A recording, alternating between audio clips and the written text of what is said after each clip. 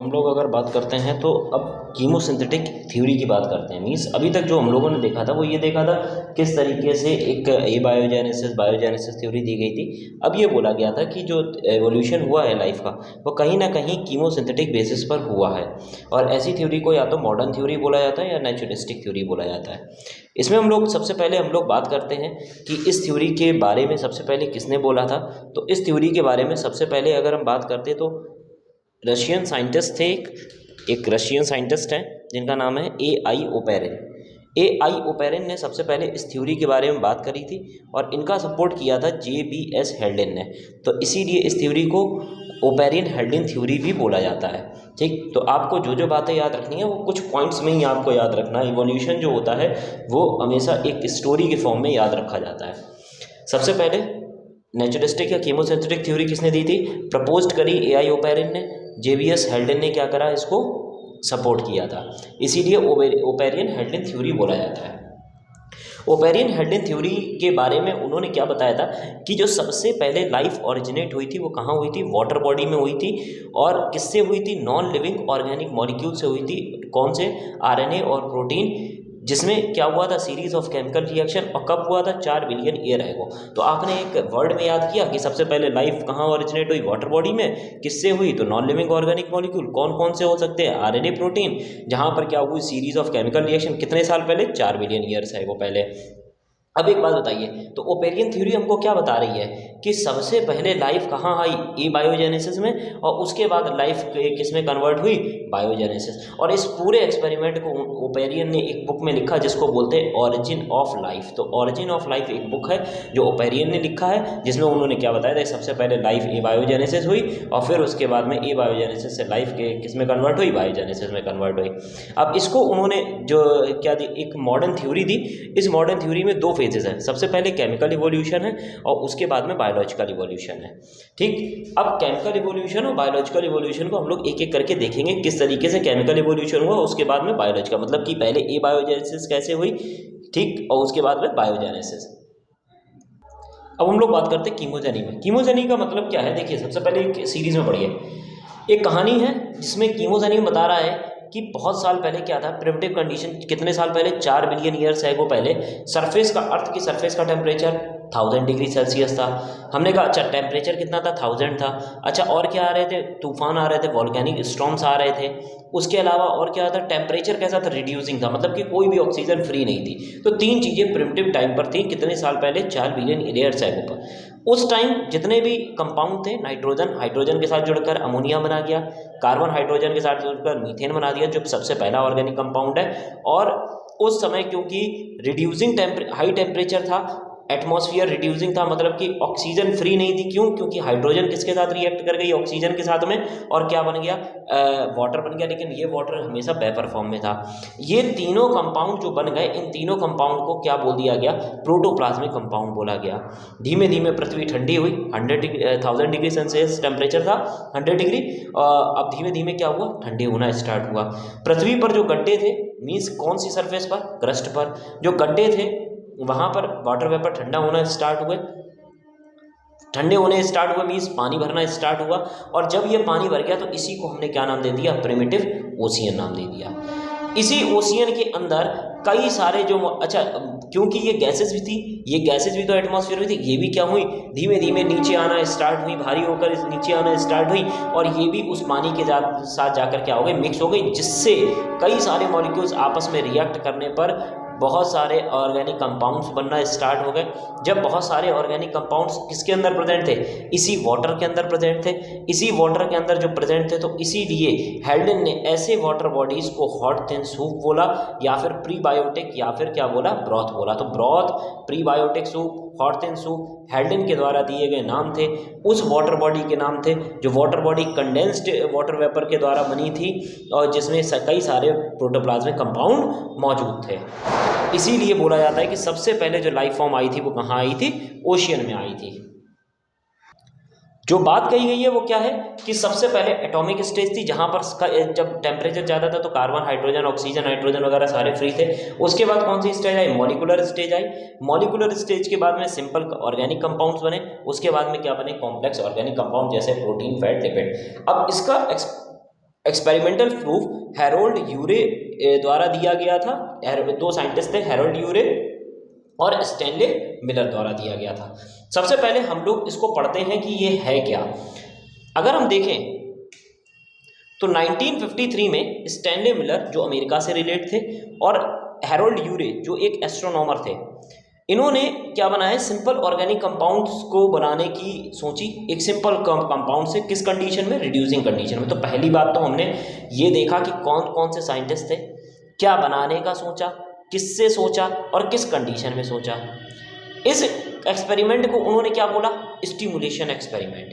अब उन्होंने क्या किया, उन्होंने तीन चीज़ें ली। मीथेन जो हमने देखा था, कार्बन हाइड्रोजन के साथ जुड़कर क्या बना, मीथेन। दूसरी नाइट्रोजन हाइड्रोजन के साथ मिलकर क्या बन गया, अमोनिया। उसके बाद में वाटर हाइड्रोजन किस रेशियो में, 2:1, मतलब कि हाइड्रोजन उसने किस लिए लिया, 1 रेशियो में।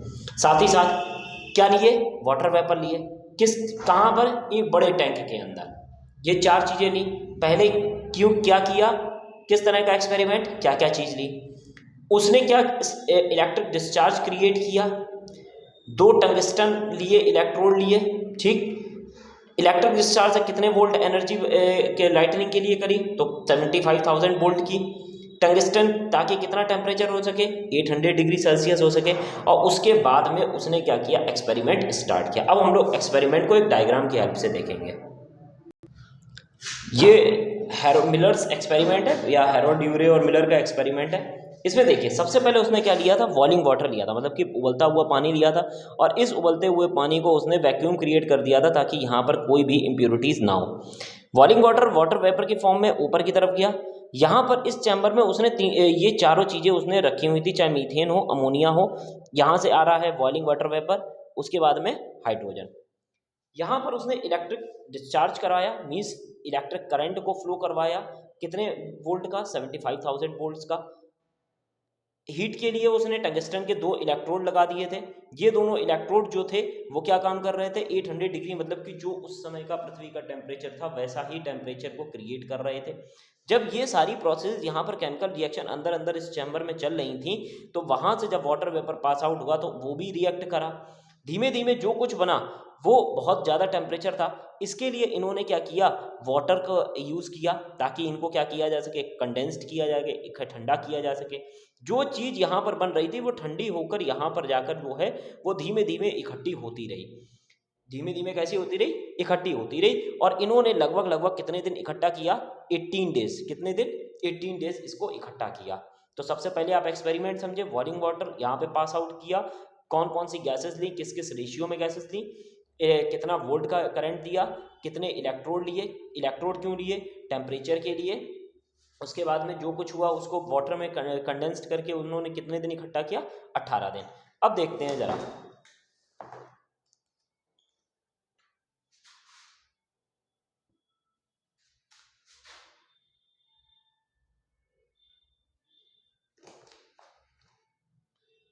जो हॉट प्रोडक्ट था उसको जब कंडेंसर के द्वारा उन्होंने पास कराया तो वो बिल्कुल उसी तरीके से था जैसे हेल्डेन का सूप था, ठीक।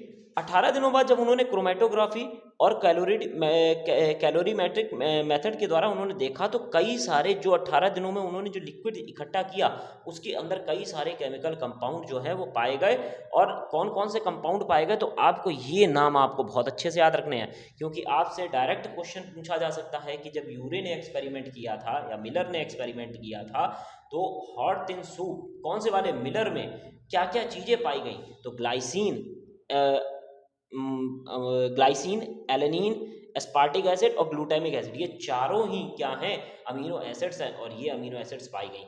सेम इसी तरीके का कई सारे एक्सपेरिमेंट हुए जहाँ पर आगे कई सारी चीज़ें निकल के आई। कई सारे फैट मॉलिक्यूल्स निकल के आए, शुगर मॉलिक्यूल्स, पायरिमिडीन, पिगमेंट, ये सारे निकल के आए। तो आपको क्वेश्चंस कैसे बनते हैं, देखिए अगर डायरेक्ट क्वेश्चन नहीं आएगा तो आपको बोलेगा क्या क्या कंडीशन क्रिएट हुई, क्यों ये किया गया, ठीक। तो ये सारी चीज़ें, टेम्परेचर, टंगस्टन टेम्परेचर क्रिएट करने के लिए किया गया था। वोल्ट, क्योंकि उस समय पृथ्वी पर कई सारी लाइटनिंग की प्रोसेस, तो लाइटनिंग करवानी थी ताकि मॉलिक्यूल्स आपस में रिएक्ट कर सकें, ठीक। तो इन सभी चीज़ों के लिए किया गया। तो जो आपको एग्जाम्पल्स हैं, यही एग्जाम्पल सीबीएसई बोर्ड क्वेश्चन लेकर बनाता है। अब हम लोग बात करते हैं बायोलॉजिकल एवोल्यूशन की। हमने देखा कि केमिकल कंपाउंड्स हमारे बन गए जो हॉट थिन सूप या ब्रोथ में थे। अब उस हॉट थिन सूप से किस तरीके से लाइफ का ओरिजिन हुआ है, मींस बायोलॉजिकल ओरिजिन हुआ है, अब उसके बारे में बात करें, क्योंकि केमिकल एवोल्यूशन यही था। अब हमारा कौन सा एवोल्यूशन है? Biological evolution. Biological evolution means biogeny के बारे में बात करेंगे। बायोजेनी में दो चीजें देखेंगे, सबसे पहले प्रोटोबायोंट बने और उसके बाद में यूबायोंट बने। मींस बायोलॉजिकल एवोल्यूशन में सबसे पहले प्रोटोबायोंट, सीरीज याद रखनी है, फिर ईओबायोंट, देखो यू भी होगा और ई ओ भी लिखा जाता है, तो दोनों ही आते हैं, तो आपको अच्छे से याद रखना है ईओबायोंट। उसके बाद ईओबायोंट के अलावा क्या आता है, हमारा सबसे पहली सेलुलर फॉर्म आएगी, और सबसे पहले सेलुलर मतलब प्रोकैरियोटिक, और उसके बाद में क्या आएगी? यूकैरियोटिक सेल्स आएंगे। क्या आएंगे? यूकैरियोटिक सेल्स आएंगे। ठीक, अगर हम देखें तो सबसे पहली नॉन सेलुलर फॉर्म लाइफ अगर हम देखें तो सबसे पहली आप याद रखिएगा जो वर्ड मैं बोल रहा हूं नॉन सेलुलर, कौन सी? Non cellular form of life आई थी 3 बिलियन ईयर एगो। ठीक, अब देखिए सबसे पहले अब हम लोग किसकी बात करेंगे? सेलुलर फॉर्म की। किसकी बात करेंगे? Cellular form. सबसे पहले नॉन सेलुलर, उसके बाद में क्या आएंगे? सेलुलर फॉर्म आएंगी। Origin of protobiont. प्रोटोबायोंट की ऑरिजिन की 3 कंडीशंस हैं। कितनी हैं? 3 कंडीशन हैं। सबसे पहली जो 3 कंडीशंस हैं वो क्या क्या बताती हैं, ये देखिए। Self producing molecules continuous supply replicators, means जो केमिकल एवोल्यूशन के दौरान जो भी कंपाउंड्स बने वो लगातार बनते रहे, जिस कारण से प्रोटोबायोंट्स बने। दूसरी चीज कॉपिंग रेप्लिकेशन, जो कंपाउंड बन रहे हैं उनके अंदर क्या हो रहा है? म्यूटेशन हो रहा है। तो हमने कहा पहले तो कंटिन्यूअस सप्लाई हुई, फिर क्या हुई? लगातार उनके अंदर क्या हुआ? म्यूटेशन हुआ। और उसके बाद में हमने देखा कि वो जो हैं उनको जब म्यूटेशन कर रहे थे तो उनको लगातार एनर्जी की सप्लाई की ज़रूरत थी और एक अलग एनवायरनमेंट की ज़रूरत थी, और वो ही दोनों चीज़ें इनको मिल गई। तो हमने देखा कि ओरिजिन ऑफ प्रोटोबायोंट्स की 3 कंडीशन है। पहली बात सेल्फ प्रोड्यूसिंग मॉलिक्यूल की कंटिन्यूस सप्लाई, फिर क्या हुआ? म्यूटेशन हुआ। म्यूटेशन के बाद में जो जहाँ म्यूटेशन हो रहा था वहाँ पे कंटिन्यूस एनर्जी की सप्लाई थी, साथ ही साथ कैसा था? Isolated environment. ये 3 कंडीशन की वजह से ही किसका ओरिजिन हुआ? प्रोटोबायोंट्स का। अब कैसे हुआ वो देखिए। सबसे पहले जो कॉम्प्लेक्स ऑर्गेनिक कंपाउंड्स बने थे जो कीमोजेनिक की प्रोसेस में लास्ट में बने थे, ये बायोजेनेटिकली क्या हुए? एक साथ एक्युमुलेट होना स्टार्ट हुआ, मतलब कि एक साथ क्या हो गए? जुड़ना स्टार्ट हो गए। ठीक, जब ये जुड़ना स्टार्ट हो गए तो इन्होंने एक large colloidal cell like structure बनाया, मींस जो छोटे छोटे कॉम्प्लेक्स ऑर्गेनिक मॉलिक्यूल थे ये आपस में जुड़ गए, और जुड़ने के बाद में एक कोलाइडियल सॉल्यूशन बनाया या कोलाइडियल सेल लाइक स्ट्रक्चर बनाया, जिसको हमने क्या नाम दे दिया? प्रोटोबायोंट। क्या नाम दिया? प्रोटोबायोंट। प्रोटोबायोंट कोई नई चीज नहीं है। कॉम्प्लेक्स ऑर्गेनिक कंपाउंड, जैसे मान लो हमने बोल दिया कि आरएनए और प्रोटीन अलग अलग बने थे कीमोजेनिक की लास्ट प्रोसेस में, ये complex organic compound. RNA protein जुड़ गए, जुड़ने के बाद में एक नए कोलाइडियल सेल बना दिया, और इसी कोलाइडियल सेल को हमने क्या बोल दिया? प्रोटोबायोंट। अब ये प्रोटोबायोंट को 2 अलग अलग साइंटिस्ट ने अपने अपनी थ्योरीज में दिया है। ओपेरियन जो हैं इन्होंने बोला था कि जब मैक्रोमोलिक्यूल्स एक साथ आ गए तो इनका जो शेप है वो कोलाइडियल ड्रॉप की तरह दिखने लगा। ठीक, ओपेरियन ने बोला भैया जो मैक्रोमोलिक्यूल्स थे वो एक साथ आ गए तो कोलाइडियल ड्रॉपलेट्स की तरह दिखने लगे। सिडनी फॉक्स ने कहा नहीं, हाँ ये भैया ये भी बात है कि वो क्या हो गए? ड्रॉप लाइक दिखने लगे। इन्होंने कहा जो ड्रॉप लाइट दिख रहे थे उनमें क्या था? प्रोटीन थे, पॉलीसैकेराइड मॉलिक्यूल्स थे और वाटर मॉलिक्यूल्स थे। इन्होंने 3 चीजें बताई। जो माइक्रोमोलिक्यूल्स है उनमें क्या क्या था? प्रोटीन था, पॉलीसैकेराइड था, मींस कार्बोहाइड्रेट के मॉलिक्यूल्स थे, और क्या था? वाटर मॉलिक्यूल्स थे। लेकिन कोई लिपिड की मेम्ब्रेन नहीं थी, और ना ही ये क्या कर सकते थे? रिप्रोड्यूस कर सकते थे। और ऐसे माइक्रोमोलिक्यूल जो एक साथ आए, जो कोलाइडियल ड्रॉपलेट्स थी, जो इन चीज़ों से बने थे, उन सभी को एक नाम दे दिया जिसको बोलते हैं कोइसरवेट्स। क्या नाम बोलते हैं? कोइसरवेट्स। सेम सिडनी फॉक्स ने बोला कि भैया हाँ ड्रॉप लाइक थे, लेकिन हम आपकी बात से सहमत नहीं है। उनके अंदर अमीनो एसिड्स थी, कितने टाइप की? 18 टाइप की। वाटर था, और प्लस वो जिस मेम्ब्रेन से घिरे थे वो किसकी बनी थी? लिपिड की बनी हुई थी। प्लस वो क्या कर सकते थे? रिप्रोड्यूस कर सकते थे, मतलब रिप्रोडक्शन कर सकते। कौन कौन सी प्रोसेस द्वारा? बडिंग द्वारा और फिजन द्वारा। और हमने ऐसे मॉलिक्यूल्स को हमने क्या किया? हमने ऐसे मॉलिक्यूल्स को माइक्रोस्फीयर्स बोला। क्या बोला? माइक्रोस्फीयर्स।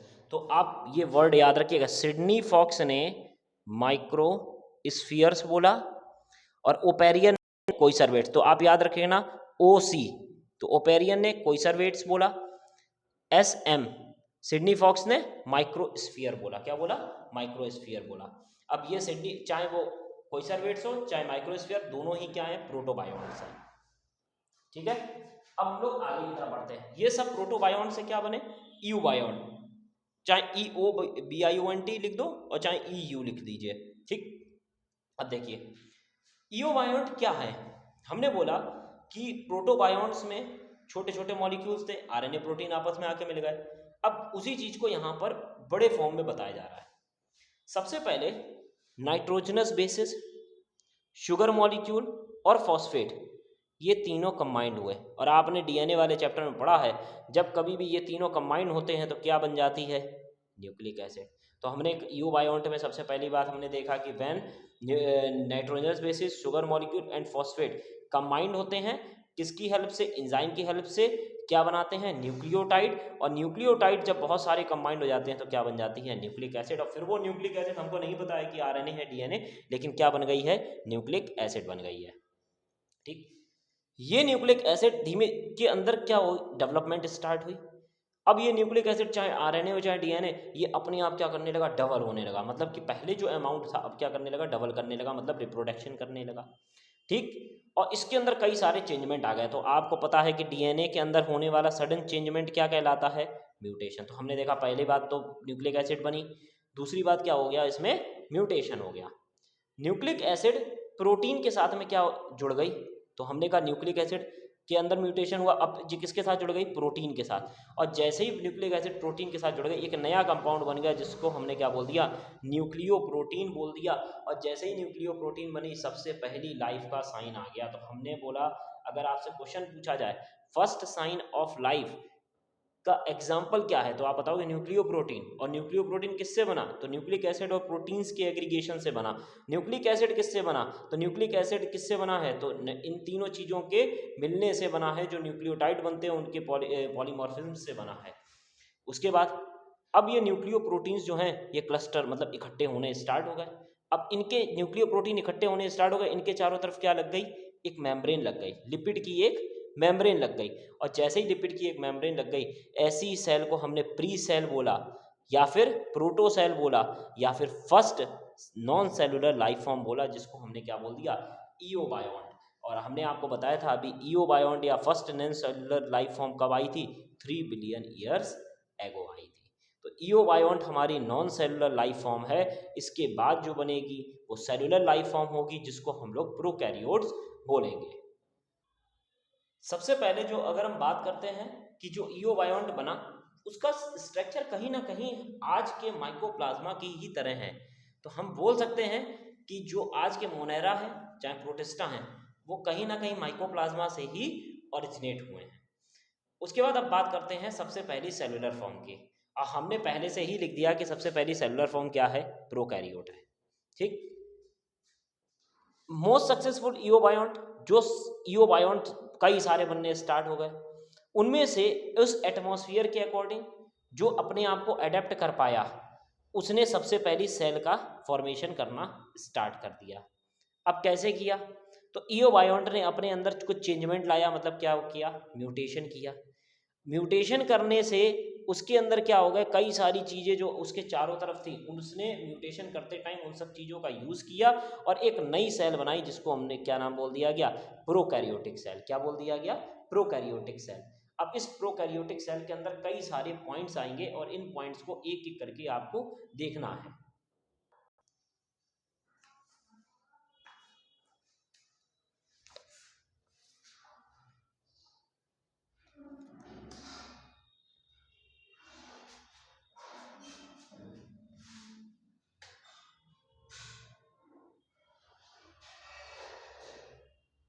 अगर हम देखें तो रफ एंड मेलर, ये दो साइंटिस्ट थे 1972 में। इन्होंने ही बताया था कि जो यूकैरियोट 1.6 मिलियन ईयर्स पहले जो बने हैं वो किस वजह से बने हैं? ताकि प्रोकैरियोट्स के अंदर क्या हो सका है? म्यूटेशन। ठीक, तो ये सारी चीज़ें हैं। उसके बाद ये बताया कि इफेक्ट ऑफ ऑक्सीजन, ऑक्सीजन किस तरीके से इफेक्ट आया। ऑरिजिन ऑफ यूकैरियोटिक सेल की जो थ्योरी है उसको बोलते हैं एंडोसिम्बायोन थ्योरी। इफेक्ट क्या हुआ ऑक्सीजन का, ओजोनोस्फीयर बनना स्टार्ट हो गई, एटमॉस्फेयर रिड्यूसिंग की जगह ऑक्सीडाइजिंग हो गया, कई सारे कंपाउंड्स बन गए, कार्बन डाइऑक्साइड बन गई, नाइट्रोजन बनना स्टार्ट हो गई। वाटर का क्या रोल था अगर आपसे पूछा जाए क्वेश्चन में, तो वाटर जो है वो इस तरीके का ये रोल करता है, एक्सीलेंट सॉल्वेंट है, जीन को प्रोटेक्ट करने में वर्क करता था। तो ये सभी जो है वो किसके, इफेक्ट ऑफ ऑक्सीजन और रोल ऑफ वाटर। तो यहाँ तक जो हमारी थ्योरी थी वो ये बता दी थी किस तरीके से कीमोजेनी हुई और किस तरीके से बायोजेनी हुई।